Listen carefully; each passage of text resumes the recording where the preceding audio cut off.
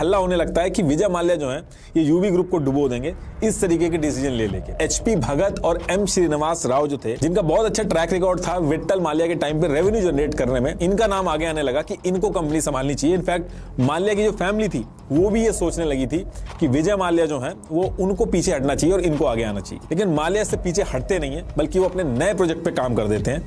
वो एंट्री मारते हैं किंगफिशर में। यहां से माल्या ने क्या किया कि उसने नए ब्रांड नहीं बनाए, पुराने ही जो ब्रांड थे, जो स्टैब्लिश्ड थे, उनके ऊपर काम करना चालू किया। विजय माल्या ने क्या किया, किंगफिशर बियर का जो प्रोडक्शन था उसमें कुछ चेंजेस किए। जैसे साउथ में बियर की डिमांड हमेशा रहती थी, लेकिन नॉर्थ में सिर्फ समर में ही बियर की डिमांड रहती थी, जिसकी वजह से ऑफ सीजन में नॉर्थ में जो प्लांट्स थे उनका प्रोडक्शन रोक दिया जाता था। और वहीं दूसरी तरफ साउथ में यह था कि बियर की डिमांड पूरी नहीं कर पा रहे थे ये लोग। तो विजय माल्या इसमें क्या करता है कि वो सारी की सारी प्रोडक्शन जो ऑफ सीजन में बंद हो जाती थी उनको भी ऑन कर देता है और नॉर्थ से बियर का प्रोडक्शन करके साउथ में डिस्ट्रीब्यूट करने लगता है। इसकी वजह से इन्होंने पूरे इंडिया के अंदर जो डिस्ट्रीब्यूशन सिस्टम है वो बहुत अच्छा कर लिया था, अपने कॉम्पिटिटर से भी काफी आगे निकल गए थे। दूसरी चीज जो बियर थी वो बॉटल्स में आती थी और लिकर कंपनी के लिए ये बॉटल्स एक ह्यूज इन्वेस्टमेंट होती थी। तो हो क्या रहा था कि ये जो बियर की बॉटल्स थी ये डीलर्स खरीद के ले जाते थे, फिर खाली बॉटल वापस करते थे। लेकिन मोस्टली केसेस में क्या होता था कि जब ये डीलर्स बॉटल्स रिटर्न करते थे तो आधी टूटी हुई रहती थी उसमें से, इनफैक्ट जितनी ले जाते थे उतनी रिटर्न भी नहीं करते थे। अब इस चीज को लेके जब प्रेशर बनाया गया डीलर्स के ऊपर कि भैया आपको उतनी ही बॉटल्स जो है वो वापस करनी है, तो उन्होंने एक नया तरीका उसका निकाल लिया कि जो कबाड़ी का काम करते थे या फिर जो लोकल बॉटल्स बनाते थे उनसे वो सस्ती बॉटल खरीद लेते थे और फिर उसको वापस कर देते थे। तो इसकी वजह से और दिक्कत आने लगी। तो इसमें होता क्या था कि कंपनी को बहुत ज्यादा बॉटल्स बनाने में पैसा खर्च करना पड़ता था और इसकी वजह से बहुत ज्यादा जो प्रॉफिट होता था वो इसी में चला जाता था। तो विजय माल्या क्या करता है कि इसको आइडेंटिफाई करके उसकी जगह पे कैन लेके आते हैं। इसके साथ साथ किंगफिशर की जो इमेज थी वो एक लाइट बियर की तरह थी जिसमें करीब 4% अल्कोहल होता था। तो लोग क्या करते थे कि सेम प्राइस में उनको विस्की मिल जाती थी जिसमें ज्यादा अल्कोहल की परसेंटेज होती थी, उससे ज्यादा नशा हो जाता था, तो लोग उसको ज्यादा प्रेफर करते थे।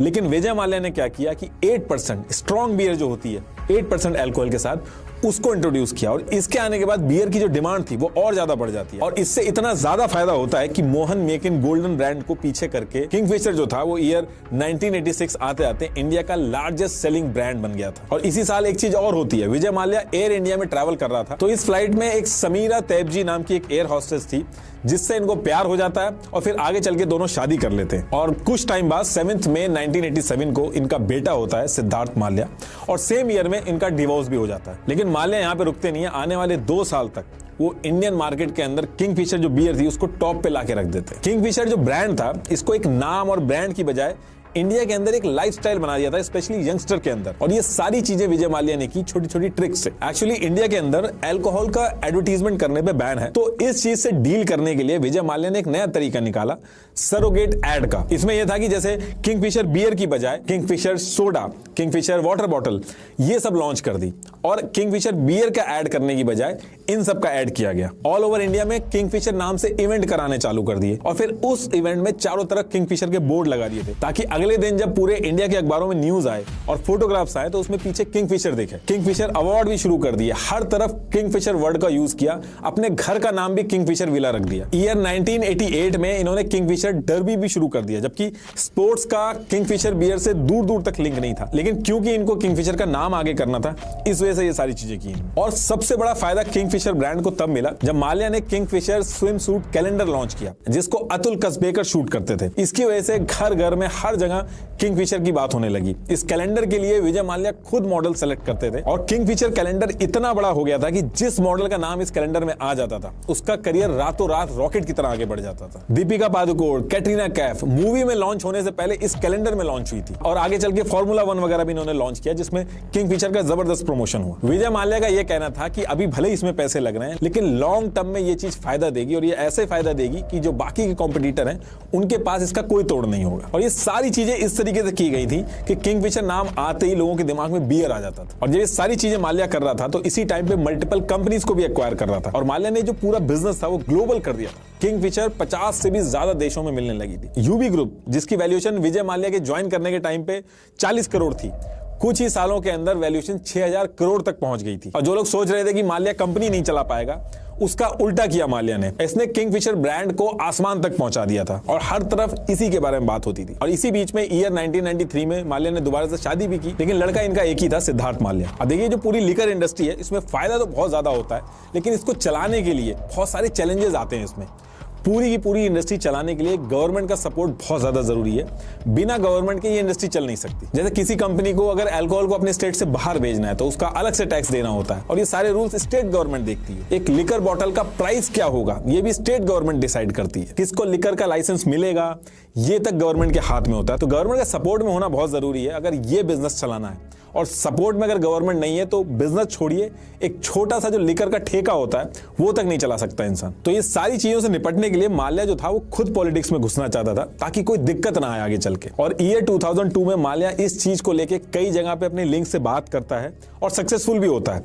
अपने होम स्टेट कर्नाटका से इंडिपेंडेंट राज्यसभा का मेंबर इलेक्ट हो जाता है और इस चीज में इसका जनता दल और कांग्रेस सपोर्ट करती है। तो उस दिन जैसे ये चीज होती है विजय माल्या फ्लैम्बॉयंट विजय माल्या से माननीय सांसद हो जाते हैं और यहां से विजय माल्या का पॉलिटिकल कनेक्शन जो होता है वो बहुत ज्यादा स्ट्रांग हो जाता है। अब इसके बाद डेट आती है 15 नवंबर 2004 और इस दिन विजय माल्या क्या करते हैं, अपनी कंपनी के सीएफओ निधुन गरी जिसपे सबसे ज्यादा ट्रस्ट करते थे उनको बुला के कहते हैं कि वो अगले साल किंगफिशर एयरलाइन शुरू करेंगे। अब सीएफओ सुन के तो बहुत नेगेटिव रिस्पांस देता है लेकिन उसको पता था कि माल्या ने अगर बोला है तो वो अगले साल ये चीज करेगा जरूर। और same day Vijay Mallya CFO से एक बैंक के अंदर कॉल अरेंज कराता है। काफी देर बात चलती है लेकिन बैंक जो है वो लोन देने को मना कर देता है और इस पे विजय माल्या कहते हैं कि मैं बिना लोन के ही एयरलाइन शुरू करूंगा। अब इसके अगले दिन एयरबस इंडिया का जो हेड था किरण राव, इससे फोन कॉल सेट होती है। एक्चुअली एयरबस दुनिया भर में कॉमर्शियल जो एयरप्लेन होते हैं उनको बनाती है तो हर कंट्रीज में इनकी ब्रांचेस होती हैं। तो ऐसे ही एयरबस इंडिया जो था उसको किरण राव देखते थे। तो विजय माल्या किरण राव को कहता है कि उसको 10 एयरबस